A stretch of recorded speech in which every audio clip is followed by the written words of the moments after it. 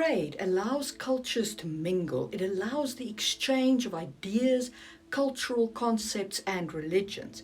It forms a culture by bringing in external influences and creating that culture layer by layer. That's why when you are creating a fantasy culture in your world, one of your questions should always be, who do they trade with and what do they trade? And that is the topic that I want to discuss today. How do you create land-based trade routes and what impact do they have on your fantasy cultures? How I'm going to tackle today's discussion is by looking at the Silk Road from our world that was the overland trade route between Western Europe and the Far East until that trade route was replaced by the faster maritime trade route. Welcome to another episode of Just in Time Worlds with your host Marie Mullaney. If you like these kind of topics and you'd like to support me in making more videos like this, you can hit my Ko-fi page down below or buy my books available on Amazon. Okay, let's get cracking. If you're building a major overland trade route, you have to establish its two edge nodes. Where does it start and where does it end on the other side? And of course vice versa, because a trade route that goes west to east also goes east to west. Those two trade nodes form the kind of bookends of your trade route. Now, obviously, there are many other smaller trade routes that run into those potential bookends. So when I think of the Silk Road from our world, the start point for me is normally the city of Venice. But you could also have started the Silk Road in Cairo, or you could start in Constantinople itself. Bear in mind that Cairo had all the trade coming up from sub-Saharan Africa, including during that period of time where the Silk Road was at its height, the trade from the Axiom Empire, the empire that stood where Ethiopia, modern-day Ethiopia, currently is. And of course, Venice had a great deal of trade coming from further to the west, from the countries around it coming down into Venice and then going on onto the Silk Road. These aren't really terminus points, they're just the big centers that we think of in terms of this specific route. But regardless, you have your starting point. Now, the big question here is, what do they trade? We call it the Silk Route, and obviously silk flowed along it. So did spices, actually. Another name for that particular route is also the spice route, because the spices flowing from China and India to the west was equally as valuable as silk. But trade needs to go in both directions. So what went from Europe to China? Predominantly glass. The Romans especially made a glass that was highly prized in the East, and archaeologists have found the typical Roman lime and soda glass mixture in settlements in the Far East, in China, and that is likely what flowed from the west to the east. Now, the Silk Road was only named such in the 19th century by a German. So I wonder if the Chinese named it the Glass Road, because that's what they were looking forward to arriving in China from the west. That's an interesting thought. Let me know what you think in the comments below. But okay, getting back to your starting point. So you could trade something like a craft good, like glass, or you could trade a specific kind of dye made from an animal or an animal product that was only found in this location. Or you could trade on a fabric or a texture that's only found in this location, like silk from China to the west. So your ideal here is to create an item that is easy to transport, that is very highly prized by the culture on the other side of the trade route, and that can keep for the length of the distance. You're probably not going to want to trade like raw resources unless it's a resource that is as critical to your culture as tin was to the Bronze Age cultures. That's the only time, I think, when you would transport something as heavy as an ore for such a very long distance. It's simply too heavy to really be worth the trouble of transportation. So give some thought to what your culture, that is the starting point and the ending starting point on the other side, have that they bring to the trade route. Also bear in mind, if you write a story around this trade route, or if you run a campaign around this trade route in a role-playing setting, your characters will be familiar with one end of this trade route, but not necessarily with the other one. So it's a good idea to culturally start them off in the known. So make sure that they know that the culture that they're in, and they interact with it in the proper way. They eat their, favorite foods and all of that kind of thing. They kind of settled in the culture. And then as they go further and further on the trade route, of course, that changes.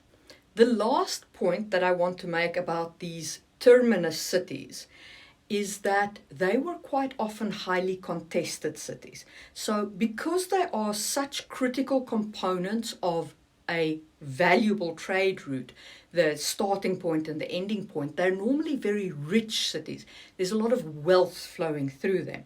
And because of that, they can often fall to sieges and be besieged and have people try and attack them and loot them or take them over. And you can see that very clearly if you look at Constantinople's list of sieges that it both survived and fell to. A quick note on Constantinople. I'm going to call it Constantinople in this video because during the period where the Silk Road was active, Constantinople was the city's name. It is, of course, today called Istanbul, and it is the capital of Turkey. Just so you're clear on why I'm calling it Constantinople. Okay, so that was starting points and, of course, ending points, depending on your perspective on the trade route. If you enjoyed that discussion, hit the thumbs up button. And let's talk about the bulk of your journey, or the middle component. So as I said, your culture should gradually change as you travel along the trade route. And you can see this in the Silk Road cultures. When you start with Venice, obviously that's a Western European culture. That then becomes more Middle Eastern with more Chinese influences in Constantinople, and steadily the Indian and Chinese influences increase along the route of the Silk Road until you finally enter China, where it is, of course, the Far Eastern culture. Now, one of the ways that you can see this illustrated is in the shadow arts theaters. In Egypt, in Cairo, shadow art puppets are completely without color. They're black and white. But in India and China, you had colored puppets.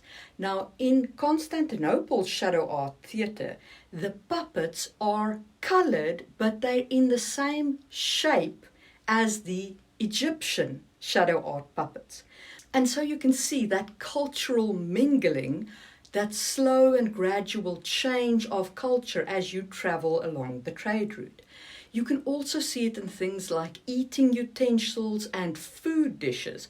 As of course you travel, in the beginning it'll be more familiar dishes, and towards the end, of course, it is completely foreign dishes as you enter the far off land.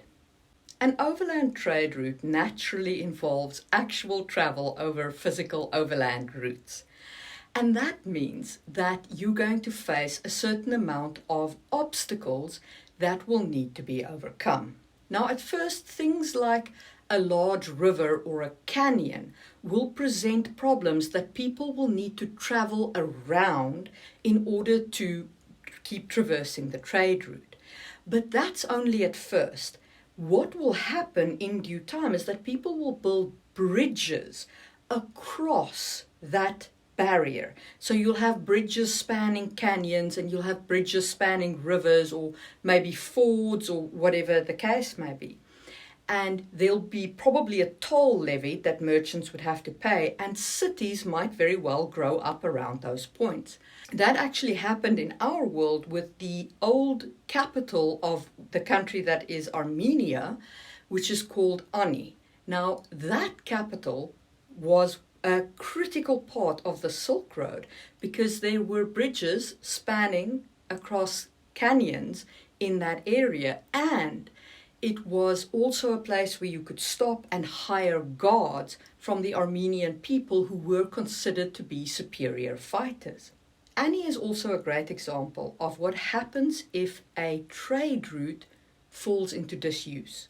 So when the maritime route to the east, the route around Africa and up towards the east, replaced the overland Silk Route as the way to trade with China, that whole section in the middle experienced massive economic downturn because there just weren't caravans coming through. And because there weren't caravans coming through, they couldn't sell their goods, they couldn't get money in.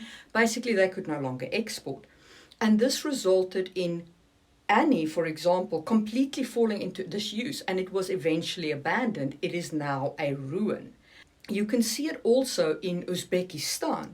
Uzbekistan, during the Islamic Golden Age, was a place of research. It was where Islamic scholars often would go to research and to study and to discuss and debate things.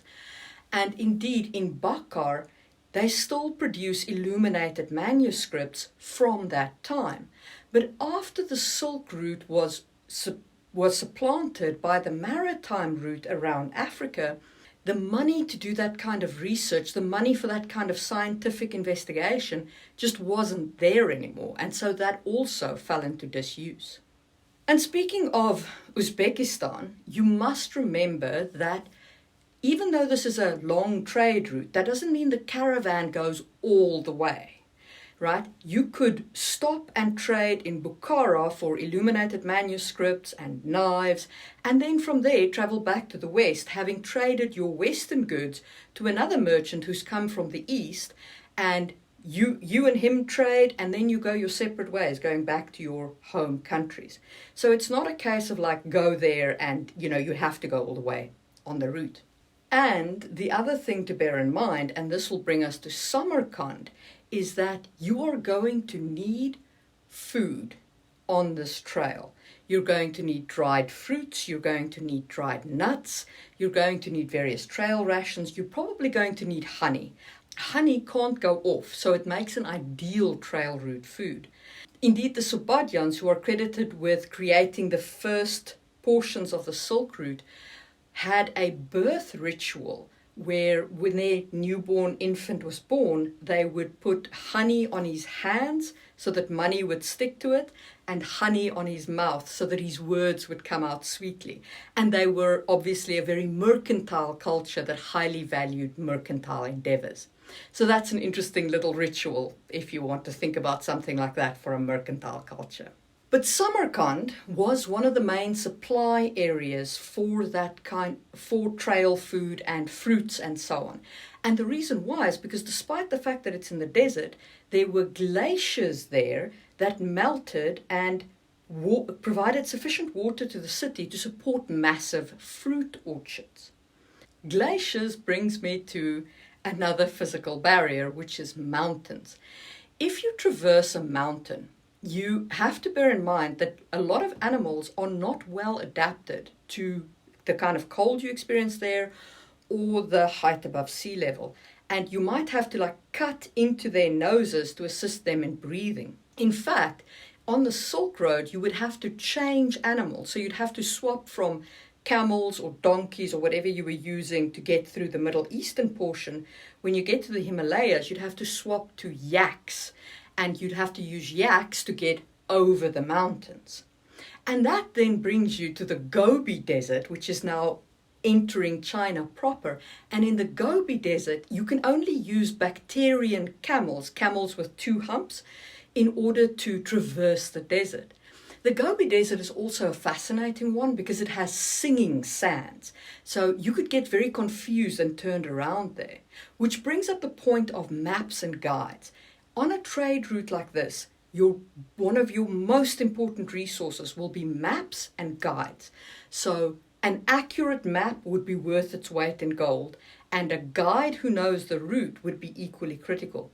And you might also change guides quite regularly. So you might have a guide, say, between Samarkand and Constantinople, and then have another guide who takes you from Samarkand through to the Yellow River, where you could ride a river barge, and that would take you through to Beijing itself. Because, of course, don't forget about river barge travel. Just because we're avoiding maritime travel doesn't mean that you have to avoid all water travel. River barge travel is one of the best ways to trade, because you can load the barge quite heavily and it can be moved by both animal and man muscle power.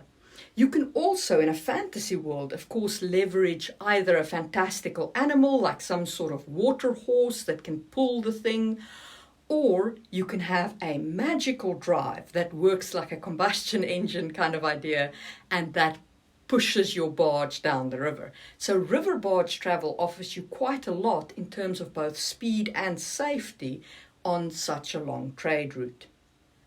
And then, of course, once you get to your other edge node, which in this case is the Chinese cities, bear in mind that these guys have been waiting for you to arrive with the trade goods, and now they also want you to take their trade goods, silks or spices, if you're going the Indian direction to Delhi, and take those back to the west, because trade does flow in both directions. So, how do you build this kind of trade route for your fantasy world? Well, you design your two edge nodes first. Your starting point and ending point, and ending point and starting point, vice versa. Then you decide what it is that they each have that they really want to trade. Silk and glasses, spice and dyes, whatever it is that they want to trade, establish those things between them. Then toss a whole lot of physical barriers in between them, and the cultures along the trade route, make sure that those cultures show a gradual shift from the one edge node to the furthest edge node. What you want is, if you travel along the overland route, it feels like inevitable that you end up in the Far Eastern culture. But if you go by sea, for example, or if you fly, it feels like you've gone from one culture to a completely alien culture. And that's the ideal in terms of like that travel of the journey. And those are my thoughts on overland trade routes. Let me know in the comments what you thought. And if you enjoyed this video, check out my video on merchant guilds. I'm sure you'll enjoy that too. And if you want to discuss world building elements like this with other world builders, I do have a Discord server. Okay, I will see you soon for another episode of Just in Time Worlds.